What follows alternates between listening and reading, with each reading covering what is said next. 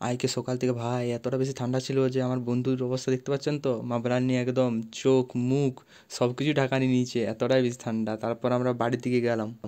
বাড়িতে আসার পর আমি বুঝতে পারলাম যে বাড়িতে আজকে মাংস হয়েছে, কিন্তু আমি তো মাংস খাই না। আর কি করার আছে, সেটা নিয়ে ভাইয়ের সাথে কথাবার্তা চলছিল আর কি। বিকেলে এসে থেকে তো আলাদাই সিন চলছে।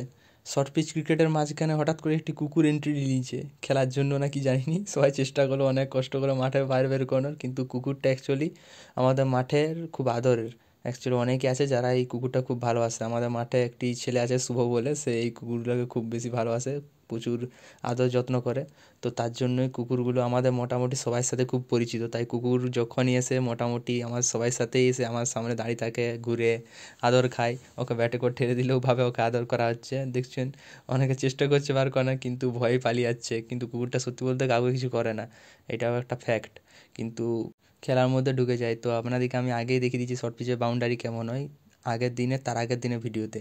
তো আপনারা যারা এখনও ভিডিওটা দেখেননি, আপনারা যে দেখে নিন।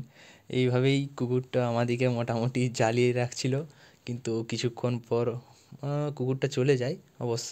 অনেক চেষ্টা করে কুকুরটা তাড়ানোর, কিন্তু তখনও পর্যন্ত যায়নি। তারপর লাস্টে একটি ছেলে দেখি তাকেও কুকুরটা দৌড় করাই হঠাৎ করে, কিন্তু কিছুক্ষণ পর হঠাৎ করে লক্ষ্য করি কুকুরটা চলে যায়। তো এইভাবে এই দেখুন বালিও ফিক্সছে একজন, এই হচ্ছে অবস্থা। শীতকালে ঠান্ডাটা অত্যাধিক পড়ে যাওয়ার জন্য আপনারা দেখতে পাচ্ছেন প্রত্যেকেই আগুন জ্বলিয়ে গা সেঁকছে। আমিও চলে গেলাম সেখানে। তখন বন্ধু জিজ্ঞেস করলাম, কিরে ভাই কেমন ঠান্ডা লাগছে? বলছে প্রচুর ঠান্ডা লাগছে, কিছু করার নেই, এত ঠান্ডায় আর কি করব। চলে এলাম আমিও আগুন সেঁকতে। তখন আমি আরেকজনকে জিজ্ঞেস করলাম, কিরে কেমন লাগছে? তখন সে বলছে, ভাই ফোনে ভিডিও করছিস? আমি বললাম, হ্যাঁ আর কি করবো ভাই, ব্লগিং চ্যানেল স্টার্ট করছি, জানিস তো আমার ব্লগিং চ্যানেল নাম সানরাই ব্লগস। তারপর আমিও একটু আগুন সেঁকে নিলাম, প্রচুর ঠান্ডা লাগছে হাতগুলোয়। আর কি করব, ওইখান থেকে আবার বেরিয়ে যেতে হবে, কারণ আমরা তারপরে এই মন্দির যার দিকে এগিয়ে গেলাম। এই একটা বন্ধু যে ব্লগ দেখেই সঙ্গে সঙ্গে মুখ ঘুরিয়ে চুপচাপ ক্যামেরা সাইডে চলে গেল। তারপরে আর একটু আগুন শেখার পর বেরিয়ে গেলাম। তারপরে একটা বন্ধুর সাথে দেখা হলো মোটর সাইকেল পরিষ্কার করতে। আমি হঠাৎ লক্ষ্য করি যে মোটর সাইকেলটা পুরো একদম নতুন লাগছে। তো আমি ভাবলাম তাহলে হয়তো মোটর সাইকেল নতুনই, মোটর সাইকেল সম্পর্কে জিজ্ঞাসা করলাম যে কী রে ভাই এই মোটর সাইকেলটা কেমন, এটা হিরোর এক্সট্রিম বা কিছু একটা ছিল। দিয়ে বললো এটা 160 সিসি, খুব ভালো বাইক। এই বাইকটাই সবথেকে বেস্ট ব্যাপার হচ্ছে প্রচুর পরিমাণ স্পিড, সাথে মাইলেজও পাওয়া যায়। তখন আমি জিজ্ঞাসা করলাম যে ভাই ধর আমি একটা বাইক নেবো, তো আমি কী দেখে বাইকটাকে চয়েস করব? তখন আমার বন্ধু খুব সুন্দর একটা রিপ্লাই দিল, সম্পূর্ণ নির্ভর করে প্রত্যেকটা মানুষের উপর, কারণ প্রত্যেক মানুষের ডিফারেন্ট ওপিনিয়ন থাকে। কারো বেশি স্পিড পছন্দ, কারো বেশি কমফোর্ট পছন্দ, আবার কারো বেশি মাইলেজ পছন্দ। এবারে কারো এই তিনটেই দরকার, তখন একটু বেশি খরচা করতে হয়, কারণ ভালো বাইক নিতে হয়। স্পিড নিতে গেলে তোমাকে একটু খরচা করতেই হবে।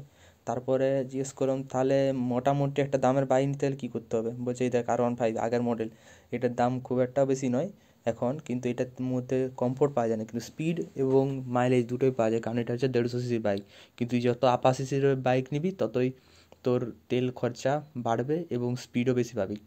এবারে গাড়ির কমফোর্ট বিভিন্ন রকম গাড়ি হয়, কোনটা আগের দিকে ঝুঁকে হয়, কোনটা সোজাসুজি আপরাইট পজিশনে হয়। তারপরে আমার বন্ধু বলে আমার একটা স্কুটি আছে, এই স্কুটিটার কালার হচ্ছে ম্যাট ব্ল্যাক। তো এটা অনেক পুরাতন বাইক, তুই এটাকে পলিশ করতে পারবি? মানে কিন্তু বিরাট মুশকিল, পুরাতন বাইক তো, মানে স্কুটি তো। বলছে হ্যাঁ সব বাইকে হয়ে যাবে, না হওয়ার কি আছে, এই দেখ এই বাইকটা, এটা তো ম্যাট উপরে দেখতে পাচ্ছিস। বলছে এটাও দেখ না, নতুন দেখাচ্ছে তো নাকি? দিয়ে বলছে কত টাকা খরচা হবে, কীরকম ব্যাপার? তখন বলছে যে দেখ খরচা কিছুই নেই, 20 টাকা মাত্র, এই বাইকটাই পুরো পালিশ করার জন্য 20 টাকা লাগছে। আমি তো শুনে অবাক, আমি তখন বুঝতে পারলাম যে এই বাইকটা অ্যাকচুয়ালি পুরাতন বাইকই পলিশ করে পুরো একদম নতুন বানিয়ে দিয়েছে, মানে এত সুন্দর পলিশটার কাজ। তো আমি বন্ধুকে জিজ্ঞেস করলাম, ভাই বাইকটা তার মানে নতুন নয়? বলছে হ্যাঁ এটা নতুন নয়, এটা পুরাতনই, কিন্তু পলিশ করার জন্য পুরো নতুন লাগছে। দিয়ে আমি জিজ্ঞেস করলাম, ভাই এটা নষ্ট হবে না তো পেন্টিং? বলছে না, বলছে আমার বাইকটা 3 বছর হয়ে গেল আমি পেন্টিংটা করে যাচ্ছি, মানে পেন্টিংয়ের পর পলিশ করাচ্ছি, কিন্তু কোনো রকম কোনো প্রভাব পড়েনি, পুরো নতুনই আছে। বলছে আমি তোর তার গ্যারান্টি দেবো। দিয়ে বলছে আমি বাবারি বিরাট ব্যাপার যে রে, তুই গ্যারান্টি দিয়ে দিচ্ছ আজকাল? বলছে হ্যাঁ। তখন আমার বন্ধুরা বলছে তার ঠিক আছে ভাই, তাহলে আমার বাইকটাও নিয়ে আসবো, আর কি করবো, তুই আমার বাইকটাও পলিশ করে দিবি। বাইক মানে স্কুটির কথা বলছি। তো বলছে ভাই এটা ভালো পলিশ, এই পলিশটা আমি 3 বছর ইউজ করেছি, আমার কোনো রকম কোনো কিছু হয়নি। তারপর আমার হঠাৎ লক্ষ্য পড়লো কিকটা একটু সম্পূর্ণ ডিফারেন্ট টাইপের দেখতে, কারণ আপনি যদি দেখেন কিকটা অনেকটা আগে দিকে লম্বা বেরিয়ে আছে। তো তো এইভাবে আজকে ভিডিওটা শেষ করলাম, ধন্যবাদ দেখার জন্য।